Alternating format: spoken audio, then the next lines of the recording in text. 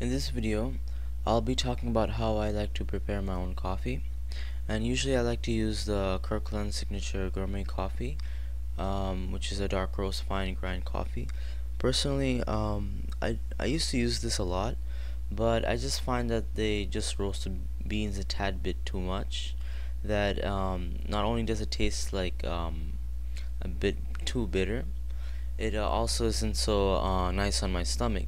So I switched to using the Chock full of nuts gourmet roast, and I found that it was a lot gentler on my stomach. And the flavor was much improved with a subtle minimal bitterness, reminiscent of melon, with the fruitiness of cocoa and a faint hint of hazelnut. I used to use their generic Mr. Coffee makers, but it just made coffee which was too bitter, and I ended up switching to the mocha pots.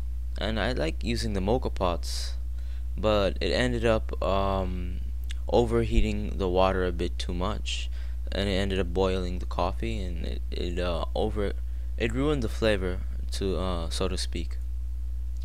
I like also using pour overs, but I find that if you disturb the coffee grounds a bit too much, you get more bitterness with pour overs, and it's good though. I also like using a form of, what would you call it, like a full immersion brewing, like a French press. But instead I would use this creamer. I just use a container, this milk creamer container, and I just put in the coffee. I would pour in some hot water.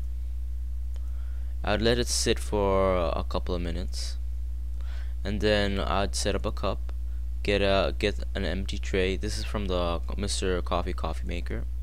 I put a paper filter in there. I wet the filter, and then I just pour in the coffee, and it's as simple as that for me for preparing coffee.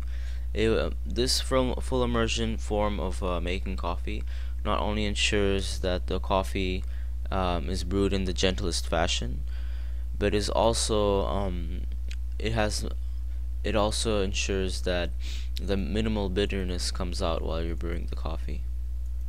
And there you go. Thank you for listening.